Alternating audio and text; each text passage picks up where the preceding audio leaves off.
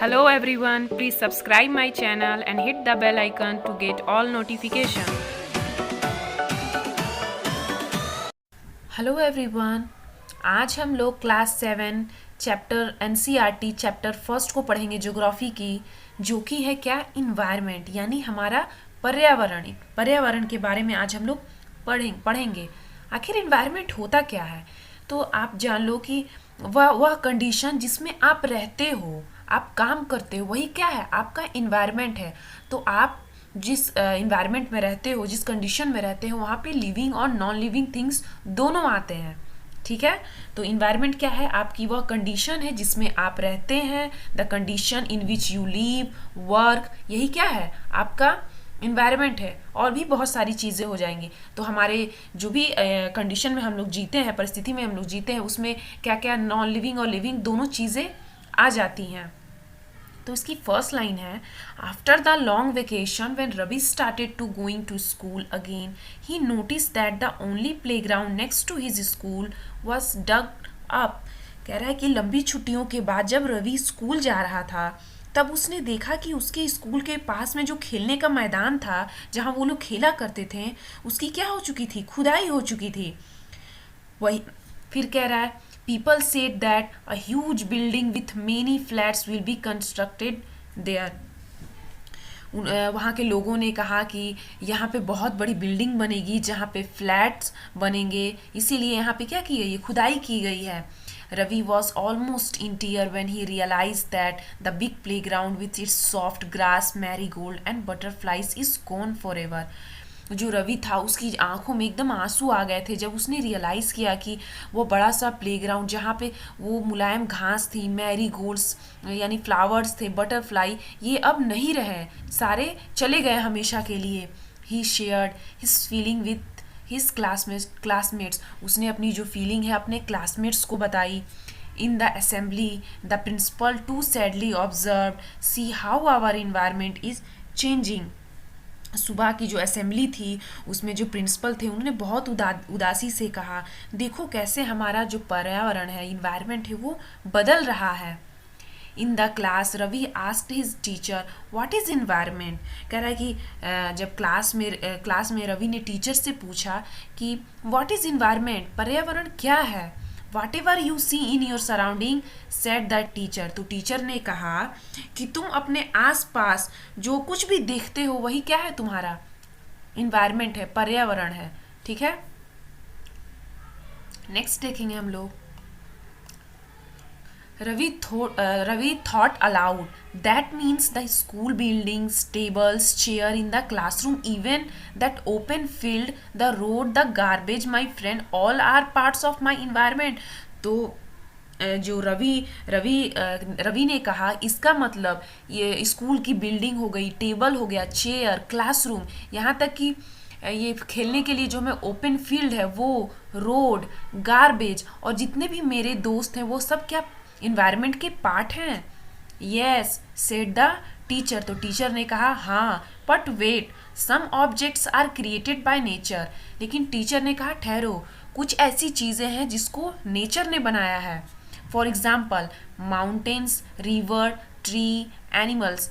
क्या माउंटेन्स, पर्वत, पहाड़, नदियाँ, पेड़ पौधे, जानवर, इनको किसी ने बनाया नहीं है, ये क्या है, हमारे नेचर से हमको मिला है, ये हमारे नेचर का गिफ्ट है हमारे लिए। Others are made by people. और कुछ जो है जिनको इंसानों ने बनाया है, जैसे कि रोड, कार, क्लॉथ्स, बुक्स, ये सब इंसानों ने बनाया है। सड़कें हो गई, कार, कपड़े, किताबें, इनको इंसानों ने बनाई, ये हमारे नेचर से हमें नहीं मिला है। Now work in pairs. शिक्षक ने कहा कि अब हम लोग जोड़े में काम करेंगे, पेयर यानी जोड़े में काम करेंगे। Make a list with your classmate sitting next to you of the creation of nature and by human beings. Teacher ने कहा कि अब अपने तुम लोग पेयर्स में बैठ जाओ और अपने क्लासमेट के साथ मिलकर उन जितने भी सामान हैं, जितने भी ऑब्जेक्ट्स या चीज़ें जिनको तुम रिकॉल कर सकते हो, याद कर सकते हो या तुम्हारे दिमाग में है, उनको देखो और उनकी एक लिस्ट बनाओ जिसमें नेचर से जो हमें चीज़ें मिली है वो एक साइड लिखो, और जो हमें हमारे जिसको ह्यूमंस ने बनाया है उसको एक साइड लिखना है। टीचर्स ने ये वर्क दिया। यहाँ पे दिया है environment. Environment is our basic life support system. जो पर्यावरण है हमारे जीवन का क्या है, मूल आधार है, ये हमारे लाइफ का एक बेस है। It provides air we breathe, यह हमें सांस लेने के लिए हवा देता है। द वाटर वी ड्रिंक, जो हम पानी पीते हैं वो देता है। द फूड वी ईट, भोजन खाने के लिए भोजन। And the land where we live, और ज़मीन जहाँ हम रहते हैं। How do humans being modify this natural environment, कह रहा है कि मानव ने इस प्राकृतिक पर्यावरण में कैसे परिवर्तन, जो ह्यूमन बींग है ये हम अपने इन्वायरमेंट में कैसे क्या करता है, चेंजेस करता है, इसको मॉडिफाई करता है, इसको बदलता है। The car fumes pollute the air, कह रहा है कार का धुआं वायु को क्या करता है, हवा को क्या करता है, प्रदूषित करता है, गंदा करता है, पोल्यूट करता है उसको। Water is collected in pot, पानी को एक पॉट में क्या किया जाता है, इकट्ठा किया जाता है। Food is served in vessels, जो भोजन है, जो खाना है उसको बर्तनों में क्या परोसा जाता है। And land is use to build factories, और जो ज़मीन है वो किसके कैसे यूज़ होती है, वहाँ पे फैक्ट्रीज बनाने के लिए यूज़ होती है। Human beings make car, mills, factory and manufacture containers. जो ह्यूमन बींग होता है वो कार बनाता है, मिल्स बनाता है, फैक्ट्री, और क्या करता है, कई सारे कंटेनर को क्या मैन्युफैक्चर करता है, यानी उसको बनाता है। This is how human beings modify natural environment. इस तरीके से जो मानव है यानी जो ह्यूमन बींग है वो प्राकृतिक जो पर्यावरण है उसमें क्या करता है, चेंजेस लाता है, पर उसमें उसको मॉडिफाई करता है, उसको परिवर्तन करता है। ठीक है, नेक्स्ट कह रहा है Ravi, Paramjit, Jassi, Mustafa, Asha were all excited about making a list. ये जितने भी बच्चे थे, रवि, परमजीत, जैसी, मुस्तफ़ा, आशा, ये बहुत ज़्यादा एक्साइटेड थे लिस्ट को बनाने के लिए कि नेचुरल कौन सा है और ह्यूमन मेड कौन सा है। What is our environment changing, हमारा पर्यावरण क्यों बदल रहा है।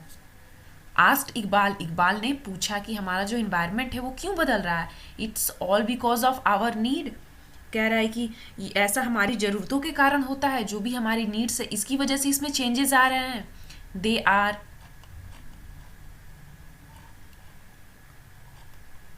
Are increasingly day by day, we are therefore modifying and at a times even destroying our natural surrounding, the teacher replied।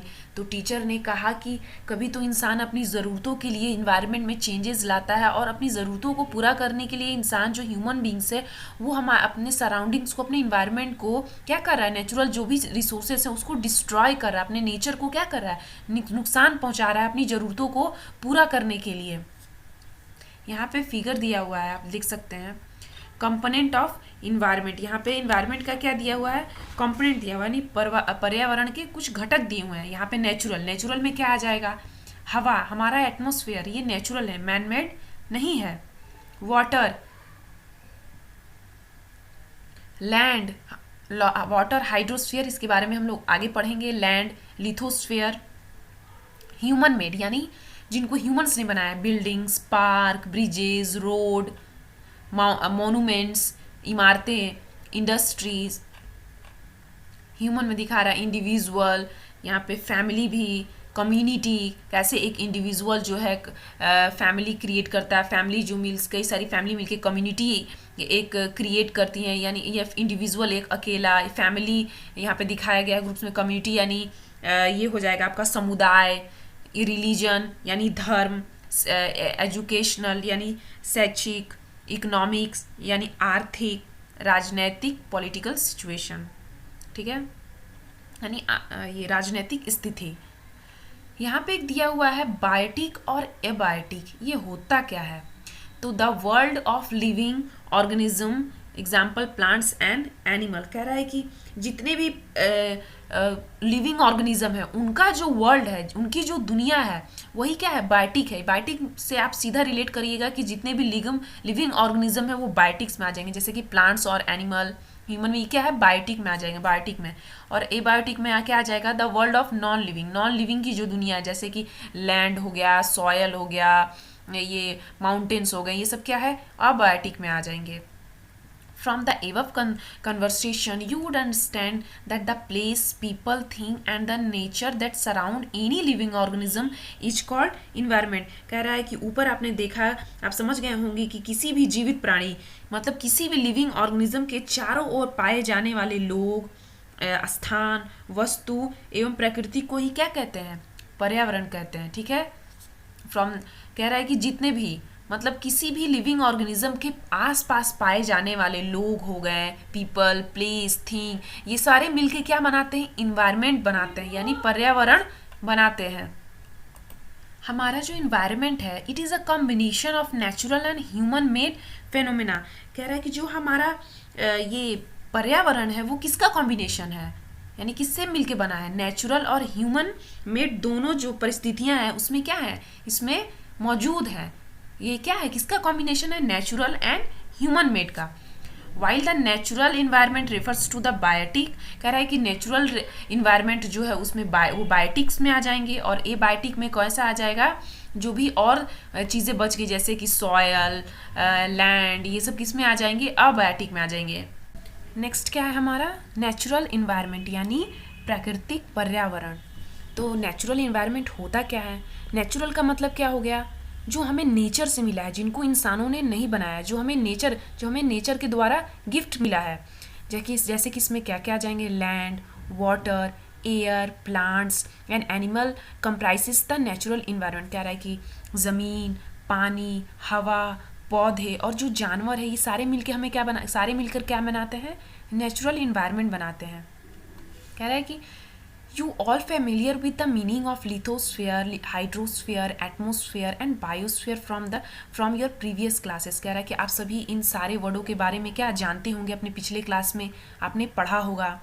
Let us learn some more fact about these domains, और हम इसके बारे में और विस्तार से पढ़ेंगे कि आखिर ये होते क्या है। पहला क्या है, लिथोस्फीयर। ठीक है, तो it is the solid crust और the hard top layer of the earth. ये क्या है, सबसे अर्थ का सबसे कठोर जो पार्ट है, जो परपट्टी है, वही क्या है, लिथोस्फीयर है। तो लिथोस्फीयर क्या है, जो हमारी अर्थ का जो सबसे टॉप मोस्ट लेयर है, जो हार्ड है, वही क्या है, लिथोस्फीयर है। It is made up of rocks and minerals and covered by a thin layer of soil. ये किससे बना है, तो चट्टानों से, मिनरल से और एक पतली सी जो लेयर है सॉइल की, मिट्टी है, उससे ढकी हुई है। It is an irregular surface with the various land reforms such as mountain, plateau, plains, valley, etc. इसका जो सरफेस है वो इरेगुलर है, यानी कहीं अब एक जैसा नहीं है, कहीं उबड़ खाबड़ मिलेगा आपको, कहीं प्लेन मिलेगा। यहाँ पे माउंटेन्स भी हैं, प्लेटूज भी हैं, प्लेन हैं, वैलीज हैं यानी पर्वत, पठार, मैदान, घाटियाँ, ये सब सारी चीज़ें आपको कहाँ मिलेंगी, अर्थ के टॉप मोस्ट लेयर पे मिलेंगी, लिथोस्फीयर पे मिलेंगी। Land reforms are found over the continent and also on the ocean floor। कह रहा है कि जो लैंड रिफॉर्म है, जो भी ये ज़मीन है, ये आपको कंटिनेंट पे, महाद्वीपों पे तो मिलेंगी ही, और कहाँ मिलेंगी, ओशियन पे भी मिलेंगी, महासागरों पे भी मिलेंगी। Lithosphere is the domain that provide us forest, grassland for grazing, land for agriculture and human settlement. कह रहा है जो लिथोस्फीयर है वो हमें क्या देता है, जंगल। उसी पे लिथोस्फीयर पे ही क्या पाया जाता है, जंगल पाया जाता है, जानवरों को चरने के लिए घास का मैदान, लैंड फॉर एग्रीकल्चर, खेती के लिए, कृषि के लिए ज़मीन, या ह्यूमंस को रहने के लिए जगह, जहाँ पे वो अपना घर बना के रहते हैं। वो कहाँ बनाते हैं, लिथोस्फीयर पे ही बनाते हैं। It is also a source of mineral wealth, और यहाँ पे मिनरल भी पाया जाता है, जैसे कि अगर हम अंदर जाएंगे तो हमारा कोल, पेट्रोलियम, ये सब चीज़ें भी हमारे अर्थ के अंदर मिलेंगी। नेक्स्ट हम लोग देखेंगे, लिखा है यहाँ पे, where does the water you see in your home and school come from. क्या आपको पता है कि जो आपके घर में पानी और स्कूल में जो पानी आता है आपके, आखिर वो कहाँ से आता है। Make a list of different use of water in our daily life. कह रहा है कि आपके लाइफ में वाटर का क्या यूज़ है, क्या महत्व है आपकी लाइफ में। कहाँ कहाँ पानी यूज़ करते हो, आपकी लाइफ पानी के बिना चलेगी कि नहीं चलेगी, इसका एक लिस्ट बनाइए कि आपका पानी, आपकी लाइफ में पानी का क्या यूज़ है, सुबह से शाम तक आप कहाँ कहाँ पानी को यूज़ करते हो।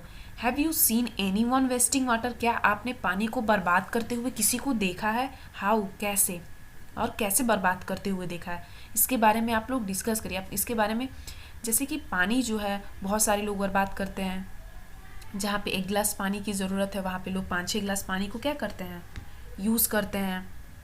इस तरह पानी का ज़्यादा वेस्टेज होता है। अगर नल है, नल से पानी गिरता रहता है, उसके हमें जहाँ भी देखा कि जहाँ पानी वेस्ट हो रहा है, नल से पानी गिर रहा है, लोग यूज़ नहीं करे फिर भी उसको खुला छोड़ रखा है, उसे हमें क्या करना चाहिए, बंद कर देना चाहिए। पानी का कम से कम यूज़ करना चाहिए। जहाँ पे पानी 1 गिलास में ही काम हो जाए वहाँ पे उतना ही यूज़ करिए, ज़्यादा पानी वेस्ट नहीं करिए। The domain of a water is refer to the hydrosphere. Hydrosphere का मतलब ही क्या है, पानी से जो भी रिलेटेड चीज़ें होंगी वो क्या आ जाएंगी, उसमें हाइड्रोस्फीयर में आ जाएंगी। ठीक है, हाइड्रोस्फीयर में जो जल से रिलेटेड है, पानी से रिलेटेड है, वो आ जाएंगी, यानी जो जल का क्षेत्र है वो क्या कहलाएगा, हाइड्रोस्फीयर कहलाएगा। It comprises various source of water and different types of water bodies like rivers, lakes, seas, ocean, etc. कह रहा है कि इसमें नदियाँ, झरने, महासागर, समुद्र, ये सारी चीज़ें आ जाएंगी हाइड्रोस्फीयर में। It is essential for all living organism. जो हमारा हाइड्रोस्फीयर है, जो पानी है, वो हमारे लिए बहुत ही ज़्यादा उपयोगी है, बहुत ही ज़्यादा हमारे लाइफ में उसका बहुत ही इम्पॉर्टेंट है। हमारे लाइफ के लिए जितने भी लिविंग ऑर्गेनिज्म है उसके लिए वाटर के बिना कोई भी लिविंग ऑर्गेनिज्म जिंदा नहीं रह सकता है। नेक्स्ट हम लोग देखते हैं atmosphere. The atmosphere is the thin layer of a air that surround the earth. कह रहा है कि एटमोसफियर एक पतली सी लेयर है हवा की, जो हमारे अर्थ को चारों तरफ से क्या है, घेरे हुए, एक ब्लैंकेट की तरह, एक चादर की तरह। ठीक है, तो एटमॉस्फेयर क्या है, एक हवा की पतली सी लेयर है जो हमारे अर्थ को एक ब्लैंकेट की तरह घेरे हुए है। The gravitational force of the earth hold the atmosphere around it. कह रहा है कि जो हमारा पृथ्वी के अंदर जो गुरुत्वाकर्षण बल है, जो ग्रेविटेशनल फोर्स है, वो क्या करता है, इस एटमोसफियर को पकड़ के रखता है। It protect us from the harmful rays and scorching heat of the sun. ये हमें सन की जो खतरनाक किरणें हैं, पैराबैगनी, जिसको अल्ट्रा वायलेट रेज बोलते हैं, उससे हमें बचाता है। जो सन की चिलचिलाती हुई धूप है उससे हमें बचाता है। It consist a number of gases. इसके एटमॉस्फेयर में बहुत सारी गैसेस होती हैं, गैसेस से मिलके बना है, डस्ट से, वाटर वेपर से ये मिलके बना है। The changes in the atmosphere produce change in the weather and the climate. जब भी हमारे एटमोसफेयर में कुछ चेंज आती है तो उसकी वजह से हमारे वेदर और क्लाइमेट में भी चेंजेस आते हैं। अब यहाँ पे 2 वर्ड दिया है, वेदर और क्लाइमेट। इन दोनों में डिफरेंस क्या है? वेदर और क्लाइमेट में सुनने में तो एक जैसे ही लगते हैं कि एक मतलब एक ही होगा, पर ऐसा नहीं है। वेदर का मतलब होता है मौसम और क्लाइमेट का मतलब होता है जलवायु। वेदर जो है ये चेंज होता रहता है, घंटों में 1-2 घंटे में चेंज हो जाएगा। जैसे अभी बारिश हुई है तुम तभी धूप हो जाएगा, ये वेदर है। पर जो क्लाइमेट है इसके साथ ऐसा नहीं है, ये किसी भी प्लेस पे फिक्स टाइम तक के लिए वो रहता है। जैसे कि गर्मी का मौसम आता है, ठंडी का मौसम आता है, बरसात का मौसम आता है, तो इसमें क्या होता है कि ये एक लंबे टाइम पीरियड के लिए रहता है, 3 से 4 महीने के लिए। बरसात 3-4 महीने के लिए रहती है, ठंडी 3-4 महीने के लिए, गर्मी रहती है आपका 6 से 7 महीने ये रह जाएगा, 6 महीने ये रह जाएगा, या जो भी आप कह सकते हो। तो वेदर जो है ये चेंज होता रहता है। क्लाइमेट जो है किसी भी प्लेस पे एक फिक्स टाइम के लिए रहता है, जल्दी चेंज नहीं होगा, घंटों में या दिनों में नहीं बदल जाएगा। ठीक है, अभी ऐसा नहीं है कि आज ठंडी पड़ रही है तो कल तुरंत गर्मी आ जाएगी, ऐसा नहीं है। इसका एक टाइम पीरियड है कि 3 से 4 महीने ठंडी पड़ेगी, उसके बाद फिर गर्मी आएगा, उसके बाद फिर बरसात आएगी। Plants and animal kingdom together make biosphere. जो प्लांट है और एनिमल है ये मिलके क्या बनाते हैं, बायोस्फीयर बनाते हैं, और द लिविंग वर्ल्ड। ठीक है, it is a narrow zone of the earth where land, water and air interact which each other to support life. Biosphere वह जोन है जहाँ पे ज़मीन, हवा, पानी, ये सब आपस में मिलते हैं, इंटरैक्ट होते हैं, और क्या, किसी भी लाइफ को क्या करते हैं, वो सपोर्ट करते हैं। हमारी लाइफ को वो क्या करते हैं, सपोर्ट करते हैं। तो आई होप आप सबको यहाँ तक वीडियो समझ में आया होगा। जैसे कि मैंने पढ़ा है लिथोस्फीयर, जहाँ पे जो ज़मीन वाला पार्ट है, जो अर्थ का जो टॉप मोस्ट लेयर है वो लिथोस्फीयर में आ जाएगा। हाइड्रोस्फीयर में आपका जो पानी वाला जो भी हिस्सा है उसमें आ जाएगा। एटमॉस्फेयर क्या है, तो हवा की पतली लेयर है जो हमारे अर्थ को चारों तरफ से घेरे है। बायोस्फीयर में हमारे प्लांट्स और एनिमल दोनों आ जाएंगे। ठीक है, तो आई होप आप सबको वीडियो यहाँ तक समझ में आ गया होगा। अगर आपको ये वीडियो अच्छी लगी है तो प्लीज़ मेरे चैनल को सब्सक्राइब करिएगा, इस वीडियो को लाइक करिएगा और अपने फ्रेंड्स के साथ इसको शेयर करिएगा। और बाकी का जो नेक्स्ट पार्ट है वो पोर्शन बचा है वो हम लोग नेक्स्ट पार्ट में इसके पढ़ेंगे। Thank you.